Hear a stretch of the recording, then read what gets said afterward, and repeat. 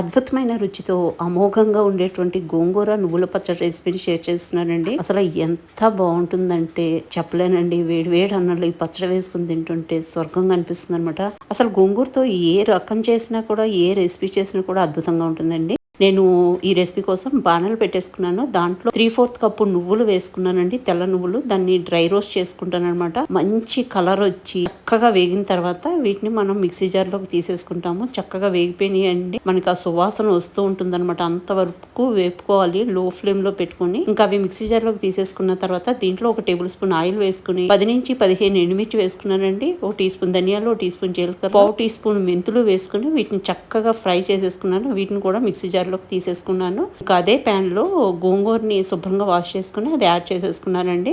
నేను ఇక్కడ 4 కట్టలు మీడియం సైజ్ గోంగూర తీసుకున్నాను అనమాట. మీరు కారం మీ టేస్ట్ ని బట్టి ఎక్కువ తక్కువ చేసుకోవచ్చు. మీరు ఎంత కారం తింటారనే దాన్ని బట్టి. దీంట్లో